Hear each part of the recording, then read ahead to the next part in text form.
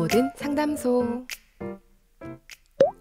정해주신 행복 금요일 미래문화연구원의 이대원 원장님과 함께하는 모든 상담소 시간입니다. 안녕하세요. 네, 안녕하세요. 반갑습니다. 네. 목사님 벌써 저희가 3월이에요. 이제 새 학기가 시작이 되고 있는데 네. 많이 바빠지시겠어요, 또. 네, 이제 다음 주부터는 이제 강의가 시작되기 때문에 조금 더 바빠지겠죠. 근데 뭐 새 학기 하면은 저희가 딱 떠오르는 게 봄이잖아요. 어떤 거요? 봄이요. 봄. 네, 봄도 같이 찾아오는 것 같아서 학생들의 새 학기에 맞는 그 설렘처럼 그런 설렘이 저희에게도 좀 같이 찾아오는 것 같은 기분이 들어요. 네, 그렇다고 해드릴게요. 네, 목사님 좀 그런 것도 좀 많이 누리고 사시면 좋을 것 같아요. 네, 고맙습니다. 네, 자 그러면 오늘도 신앙의 질문을 나누는 시간 함께하도록 하겠습니다. 자, 질문이 들어왔는데요. 제가 먼저 읽어보도록 할게요. 모든 사람이 그렇겠지만 저에게도 큰 약점이 하나 있습니다. 그래서 그걸 놓고 기도를 많이 했는데요. 안이 이루어지시네요. 바울도 가시를 없애달라고 기도드렸지만 내 은혜가 내게 족하다라고 대답하셨잖아요. 저도 그렇게 받아들여야 하는 건지 아니면 훈련하고 이 약점을 극복해서 더 나은 사람이 되도록 노력해야 되는지 궁금합니다. 라는 질문을 남겨주셨어요. 좀 어려운, 정말 날이 갈수록 조금씩 어려운 질문들을 좀 많이 보내주시는 것 같아요. 이게 방송에서 이제 질문하시는 건데도 익명이잖아요. 익명으로 질문하시는 것도 구체적으로 질문 안 하시고 그냥 약점이라는 아주 일반적인 단어를 써서 이렇게 질문하시기 때문에 제가 좀 구체적으로 어떤 부분이라고 말씀을 하시면 좀 더 거기에 맞게 설명을 드릴 수 있을 것 같은데, 답변을 드릴 수 있을 것 같은데, 이제 일반적으로 질문을 하셨기 때문에 좀 어떤 면에서 약간 원론적인 답변을 드릴 수밖에 없을 것 같아요. 그러면 사실 이 약점이 무엇이냐에 따라서 조금 대답이 달라질 수도 있겠네요. 기본적인 원론 자체가 틀려지는 건 아니겠지만 그것을 구체적으로 어떻게 적용하고 또 어떻게 이 문제를 생각해야 되느냐는 방향성에 대해서는 다양한 부분이 있을 수 있겠죠. 네. 그러면 질문을 이제 주셨으니까 네. 어떤 답변을 해주실지 기대돼요. 일단 오늘 질문하신 분이 질문이 그거잖아요. 자기가 본인에게 어떤 개인적인 약점이 있는데 또 그 약점에 대해서 오랫동안 기도를 했는데 그 약점이 해결이 되지 않는다. 그런데 이 약점에 대해서 이제 바울처럼 수용하고 살아야 되느냐, 아니면 더 노력을 해서 이걸 극복해야 되느냐, 이 질문인 것 같아요. 그렇죠? 네. 근데 이제 이분 오늘 주신 이 질문이 좀 흥미로운 질문이에요. 사실 왜냐면 지금 질문 속에 답이 다 있거든요. 질문 속에 답이 다 있기 때문에 이제 그 흥미롭다 할 수 있는데, 그렇다고 해서 이걸 유지해야 됩니까? 수용해야 됩니까? 아니면 이것을 갖다가 더 노력해야 됩니까? 이 양쪽에 어느 극단적으로 답이 존재하는 건 아닙니다. 그래서 우리가 좀 더 생각을 좀 해봐야 될 것 같은데요. 일단은 원론적인 답변을 제가 드려볼게요. 이제 기본적으로 이제 인류 역사를 다 통틀어서 완벽한 인간이란 존재하지 않았죠. 그렇죠? 그러니까 예수님이야 이제 완전하신 하나님, 완전하신 인간, 신인 양성 1위 이런 용어를 써서 우리가 말을 하기 때문에 예외를 하고, 예수님을 제외한 모든 인류 역사를 통틀어서 완전한 인간이란 존재하지 않았어요. 하나님께서 아담을 만드시고 하와를 보내신 것도, 그에게 하와를 보내신 것도 아담이 홀로 존재하는 것에 대한 불완전성 때문이거든요. 그래서 하와를 통해서 온전케 하기 위해서 하와를 보내신 거잖아요. 또 우리가 이제 흔히들 이런 말 하잖아요. 우리 사람은 사회적 동물이다, 이런 말을 쓰지 않습니까? 네. 이 말 속에 녹아져 있는 것도 결국은 뭐죠? 인간은 홀로 존재할 수 없다는 거잖아요. 사회적 관계 속에서, 관계의 망 속에서 존재할 수밖에 없는 존재라는 뜻이잖아요. 또 우리가 이제 또 한자로 또 사람 인자 쓰지 않습니까? 사람 인자 우리가 다 알다시피 사람이 서로 기대어 있는 형상이잖아요. 그렇죠. 그 형상을 하고 있는 것 자체가 뭘 의미하는 것이겠습니까? 사람은 결단코 홀로 존재할 수 없고 서로에게 의존하지 안 되는, 그 말은 뭘까요? 누구든지 모든 사람들이 강점이 있고 약점을 가진 존재다. 그래서 이걸 우리가 말하면은 이제 불완전한 존재라는 것이죠. 강점도 어떻게 표현하느냐, 약점도 어떻게 받아들이느냐, 이런 것들조차도 헛갈려하는 존재이기 음. 때문에 불완전한 존재일 수밖에 없다라는 얘기를 하죠. 음. 근데 이제 심리학을 보면요, 사람에 대해서 설명할 때 성품과 성격을 구분해서 얘기를 합니다. 성품이라는 것은 다른 말로 하면 기질이라는 말로도 표현될 수 있을 것 같은데요. 얘는 뭐냐면 타고나는 거예요. 타고난다는 말은 뭐죠? 이건 바꿀 수 없다는 거잖아요. 기본적으로 기본적으로 이 사람이 거. 그러한 성향과 기질을 타고났기 때문에 이건 바꿀 수 없다는 거예요. 이 성품은 바꿀 수 없다는 거죠. 근데 반면에 성격은 우리가 태어나서 성장하는 환경, 그다음에 교육에 따라서 이것이 그러니까 후천적으로 생성되는 거예요. 그래서 생성되는 거기 때문에 이 성격은 바꿀 수가 있죠. 교정할 수가 있죠. 예. 그래서 그런데 문제는 뭐냐면 이 다양한 이제 심리학 그 연구들이 이제 이 부분에 대해서 뭐 사람이 타고나는 것이냐 아니면 후천적으로 바뀌는 것이냐 이거에 대해서 연구를 많이들 해왔는데 결론적으로만 말씀드리면 이 성품이란 부분, 그러니까 타고나는 것, 그다음에 후천적으로 개발되는 이 성격이라는 이 부분이 대략 볼 때 성품이 약간 더 있긴 하지만 거의 반반 정도 그 사람의 이제 이 성향을 결정짓는 요인으로 작동한다 이렇게 말을 하거든요. 생각보다 많지 않네요. 그렇죠. 반반씩이니까 보통 사람들은 타고나기를 그렇게 타고나기 때문에 이런 것이다라는 사람이 있고 또 아니다 후천적으로는 교육을 통해서 변화될 수 있다라고 했는데 이게 이제 연구에서는 이 쌍둥이들이잖아요. 일란성 쌍둥이들을 내는 거죠. 일란성 쌍둥이들은 유전자가 같잖아요. 이 사람들을 데리고 아주 오랜 기간 동안 걸쳐서 이걸 실험을 해봤는데 환경을 달리하면서 그 결과로 얻은 답변이 이런 거죠. 이제 태어나서 그 사람의 성품이 결정되는 것, 그 사람의 일생이 그 성품에 따라 결정되는 게 절반 정도 요인이고 후천적으로 개발돼서 성격적인 요인에서 결정되는 게 절반 정도 요인으로 작동한다는 것이죠. 만약에 성품으로 결정된다면 뭐죠? 환경이 완전히 달라도 똑같은 결론이 나야 되잖아요. 달라지는 거예요. 그죠? 근데 또 똑같은 환경 속에 살면 또 이것이 같아져야 되잖아요. 다른 경우도 생긴다는 거죠. 이런 것들을 통해서 대략적으로 이걸 이제 통계를 내보고 해보니까 절반 정도의 영향을 미친다라고 이제 결론이 대충 난 거죠. 근데 이건 이제 우리가 이제 신앙적인 관점에서 설명을 좀 우리가 해본다면 이제 하나님께서는 모든 사람들에게 각기 다른 성품을 부여해서 태어나게 하셨다는 것이죠. 따라서 모든 사람은 이게 다 달라요. 기질과 성품이 다 달라요. 우리 지금 사회 보시는 우리 목사님과 저는 기질과 성품이 다르죠. 그렇죠. 부부가 만나가지고 보통 부부들은요 자기하고 반대되는 기질과 성품에 끌려요. 왜냐하면 자기가 부족하다고 생각되는 것을 저 사람이 갖고 있기 때문에 그거에 끌리는 거죠.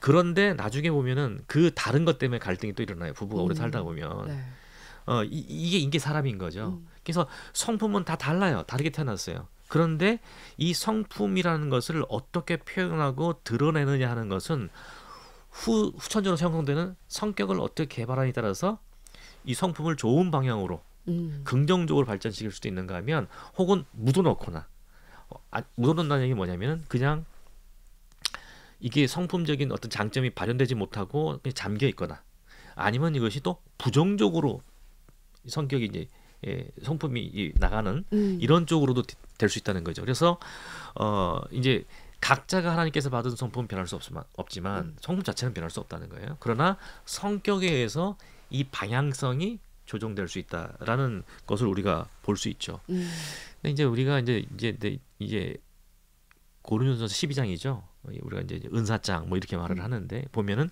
사람마다 은사가 다 다르잖아요. 근데 사람이 갖고 있는 성품과 기질이 이것이 우리가 이제 신앙적으로 교회 안에서 공동체 안에서 발현되는 방식을 설명할 때 우리가 이걸 은사라 표현하고 혹은 뭐 아이들 말로 달란트 이렇게 표현을 하잖아요. 그러니까 이런 것들이 뭐냐면 성품과 직결되는 거예요. 성품과 직결되는 거죠. 그런데 에베소서 2장에서는 뭐라고 얘기하냐면은 각 사람마다 성도들이 서로 연락해서 연결돼서 하나님의 성령이 거하실 처소가 돼간다, 성전이 돼간다 그러잖아요. 조금 전에 제가 말씀드렸잖아요. 심리학의 어떤 그 연구 결과에 대해서 기본적인 결과에 따라서 우리가 설명을 했는데 이것을 갖다가 우리가 신앙을 이해하는 방식에 이 통찰을 적용해 보면 하나님께서 우리에게 부여하신 성품, 하나님께서 우리에게 그러니까 태어날 때부터 우리에게 유전 속에 각인시켜 놓은 이것은 변하지 않는다는 거예요. 그런데 후천적으로 개발할 수 있는 혹은 뭐 교육, 뭐 신앙적 교육, 뭐 신앙적 환경을 통해서 이 사람의 이 성품이 제대로 이게 확장되고 긍정적 방향으로 나갈 수 있도록 성격 개발이 가능하다는 거죠. 그럼을 통해서 우리가 고린도전서 12장에 보면 은사장이 나오잖아요. 각양 다르다는 거죠. 사람이 같을 수 없다는 거죠. 근데 성경에서 재밌는 건 뭐냐면 그걸로 사람들을 구별하거나 계층화시키지 않아요. 예수님께서 비유를 통해서 볼 때 10달란트, 5달란트, 2달란트 있지만 그 달란트를 나중에 심판할 때, 나중에 평가할 때 그 사람이 10달란트 가진 자가 10달란트 만들고 5달란트가 5달란트 만들고 2달란트 만든 사람이 2달란트를 더 만드는 것에 대해서는 아무런 차별이 없으세요. 근데 뭐 때문에 책망하셨죠? 묻어놓은 것 때문에 책망하셨잖아요. 그렇죠? 아무것도 하지 않고 하나님에 대한 두려움 때문에 묻어놓은 것을 가지고 했잖아요. 이것을 개발하지 않았다는 거잖아요. 발전시키지 않았다는 거잖아요. 그죠? 그러니까 성품은 바뀔 수 없다는 거죠. 타고난 기질은 바뀔 수 없다는 거죠. 그러니까 기본적으로 우리의 사역에 사역에 우리가 성품이 이게 투입되고 이것이 들어가는 것에 대해서는 바꿀 수 없다는 거죠. 그런데 이것을 후천적으로 개발된 방식을 통해서 교육을 통해서 이것이 긍정적이나 혹은 부정적 방향으로 나갈 수 있다는 것인데, 그러니까 에베소서 12장, 우리가 에베소서 2장을 보면 사람마다 서로 성도마다 서로 연락해서 연결되어서 하나님이 거하실 처소가 된다고 말을 하잖아요. 성전이 된다고 말하잖아요. 이 말은 뭐냐면 성품적으로 하나님께 주신 성품들이 잘 은사로 개발이 돼서 이것이 하나의 교회를 세워가는데 연결이 되어진다면 그러면 뭐 어떻게 된다는 겁니까? 아름다운 공동체 또 아름다운 사람이 된다는 뜻이거든요. 자, 이게 요 정도만 우리가 설명해 보면은 우리가 좀 어느 정도 이해가 될 것 같아요. 뭐냐면 사람이란 타고난 성품은 바꿀 수 없다. 그러나 후자의 성격은 교육이나 또 뭐랄까 여러 가지 환경적인 요인에서 개발이 될 수 있고 그 개발된 것으로 인해서 우리의 성품도 긍정적인 방향으로 얼마든지 전환이 가능하다 하는 것의 내용을 기본적으로 밑밥을 깔면 이제 오늘 질문하신 질문자의 질문에 답변이 어느 정도 가능해질 것 같아요. 이제야 베이스를 좀 깔아놨네요. 깔아놓은 거예요 이제. 근데 지금 우리가 베이스 깔아놨지만 이 베이스가 사실은 굉장히 중요한 베이스고 그다음에 그 위에서 토대 위에서 우리가 지금 본인이 겪고 있는 문제에 대한 우리가 이제 해석을 해볼 수 있는 거죠. 자, 질문 속에서 뭐라고 말씀하시냐면 약점을 말씀하셨어요. 약점이요. 네. 그러니까 사도 바울도 육체 가시라고 표현했잖아요. 네. 가시. 이제 신학자들이 연구를 한 거를 보면 대략적으로 간질이나 혹은 안질의 가능성이 있어요. 근데 이거는 그야말로 이거는 뭐랄까 육신의 약함이잖아요. 간질도 사실은 타고난 거기 때문에 이거는 바꿀 수가 없는 거죠. 그래서 실질적으로 무엇이 됐든지 안질이 됐든 간질이 됐든지 간에 사도 바울의 입장에서는 이게 사도로서 사역을 하는데 굉장히 장애가 됐을 거예요. 장거리 여행을 다녀야 되죠. 그 다음에 편지를 늘 써야 되죠. 그 다음에 설교를 해야 되죠. 근데 갑자기 간질을 일으켜요. 또 혹은 앉을 때 잘 보지를 못해. 이러면 그 당시에 2000년 전에 그리스 로마 사회에서는 만신전이 존재하던 그 사회에서는 그러한 것들이 사도로서의 하나님의 사람으로서의 어떤 그 역할을 수행하는데 이 직을 수행하는데 대단히 걸림돌이 됐었을 거예요. 그러니까 그것 때문에 구한 거죠. 구했는데 하나님께서 내 은혜가 내게 족하다 그러니까 더 이상 구하지 않았잖아요. 지금 말씀하신 약점이라는 것이 이분이 언급하신 약점이라는 것이 사도 바울의 그런 케이스와 같은 것이냐라고 봤을 때 그런 경우라면 우리가 사도 바울의 케이스처럼 지금 말씀하신 것처럼 기도해도 안 됐으니까 그냥 내 은혜가 내게 족하다라고 그냥 살아가야 된다는 쪽으로 우리가 해석을 해버리면 편하잖아요. 그런데 정확히 뭔지를 알 수 없어요. 그게. 근데 만약에 이게 성품에 관련된 것이라면 타고난 것에 관련된 것이라면 자신의 성향에 대한 것이 기질에 대한 것이라면 이건 못 바꿔요. 근데 이분이 말씀하시는 것이 성격, 그 성품을 표현해내는 격에 관련된 것이라면 이거는 교정이 가능할 수 있는 것이죠. 훈련과 그다음에 또 다양한 공부나 이런 또 상담이나 이런 걸 통해서 교정이 가능한 것이죠. 그런데 제가 앞서 말씀드렸잖아요. 세상에 완전한 성품이란 없죠. 존재하지 않는다. 그래서 어떤 분들은 그러니까 우리가 이제 MBTI 뭐 이런 거 하잖아요. 네. 그러니까 MBTI를 통해서 우리가 그 대략적이라마 이해할 수 있는 게 뭐냐면 우리 타고난 성품이에요. 기질을 파악할 수 있는 거죠. 그러니까 기질을 파악할 수 있는데 그 지금 아마도 이분이 갈등을 겪게 된 원인, 그 본인이 갖고 있는 약점이라고 생각한 것이 만약에 성품과 기질에 대한 것이라면 아마도 저는 이런 짐작을 해봐요. 이분이 어떤 식으로든 사역을 하거나 섬기는 부분이 있을 거예요. 그런데 과연 이 지금 그 본인이 하고 있는 일이 됐던 혹은 교회 섬기는 사역이 됐던 또 다른 곳에서 섬기는 사역이 됐던 이 사역의 이 직이라는 것이 지금 본인의 기질과 성품에 일치하는 것일까? 이런 생각을 해봐요. 만약에 자기가 지금 하고 있는 일의 그 기본적인 그 성격 자체가 본인이 지금 타고난 기질과 성향이 맞지 않는 거라면 이게 잘 못할 수밖에 없죠, 당연히. 그렇잖아요? 예컨대 리더십을 발휘해야 될 자리예요. 근데 나는 굉장히 내향적이고 내성적이고 이런 사람이야. 근데 이런 사람이 기질을 근데 성품은 되게 착하고 여려. 이런 사람이 강한 리더십을 발휘할 수 있을까요? 없죠. 그러니까 안 되잖아요. 그러니까 자기 성품과 기질을 바꿀 수가 없는 거예요. 근데 이런 사람이 그런 포지션을 갖고 있는 것 자체가 안 맞는 거죠. 그러니까 안 맞는 곳에 있으면서 내가 문제야라고 생각할 수 있다는 거죠. 그러시면 안 된다는 거예요. 네. 그래서 저는 지금 이 지금 질문하신 분에게 명심하십시오. 이 한 가지는 내가 누구인지, 내가 어떤 사람인지, 내가 어떤 기질과 성품을 갖고 있는 사람인지, 그리고 내가 갖고 있는 성품과 이 기질을 내 후천적인 그 뭐 연습, 훈련, 교육을 통해서 내가 수정받고 교정받고 해가지고 내가 갖고 있는 성품과 기질이 내가 지금 하고 있는 일에 혹은 사역을 성공적으로 이끌 수 있는 부분인지를 파악을 하셔야 되는 거예요. 제일 중요한 게 뭐라고요? 내가 누구인지를 내가 알아야 된다는 거예요. 제가 한국 지금 신앙도 마찬가지지만 일반 교육 분야를 보더라도요. 좀 초중고등학교 우리를 이렇게 보면 일반화된 교육 방식을 기준을 만들어 놓고 아이들에게 똑같은 기준에 의한 평가를 하잖아요. 근데 어떤 아이들은 이쪽이 발전되어 있는 기질일 수도 있고 어떤 아이들은 저쪽이 발전되어 있는 기질일 수도 있거든요. 근데 똑같이 천편일률적인 어떤 원칙을 정해놓고 거기에 부합되면 실력이 있는 애, 거기에 부합 안 되면 실력 없는 애를 규정을 한단 말이에요. 그러니까 이게 사실은 뭐죠? 되게 불공정한 거예요. 왜냐하면 사람의 갖고 있는 기질과 성품을 전혀 고려하고 배려하지 않은 교육이라는 거죠. 근데 만약에 어떤 아이는 음악적인 성향이 뛰어나요. 그럼 예술적인 기질이 뛰어난 거잖아요. 그럼 애초부터 이것을 개발할 수 있게 뛰어나게 개발할 수 있게 그런 훈련시키고 교육시키고 한다면은 폭발적으로 성장할 수 있겠죠. 근데 이런 아이를 어떤 애는 체육적으로 막 활동적인 아이를 교실에서 하루에 12시간씩 붙잡아 놓고 책상에만 앉아 있게 한다면 미치겠는 거지. 얘는 눈에 안 들어오죠. 그러니까 이런 식의 부조화가 일어나고 있다는 거예요. 그러니까 이런 것처럼 정말 우리가 사역적으로 교회에서 사역을 수행할 때도 지금 내가 어떤 기질과 성품을 갖고 있는데 이것이 지금 내가 하고 있는 사역과 맞나? 괄괄하고 외향적이고 퍽퍽 할 만하고 이런 기본적인 성향이에요. 이런 성품을 갖고 있는 사람이 장애인들, 어려운 그 지체 장애인들을 막 섬기고 보살피고 하는 사역에 투입을 해요. 어떻게 될 것 같아? 자기도 미치고 불편하게. 서로 미쳐요.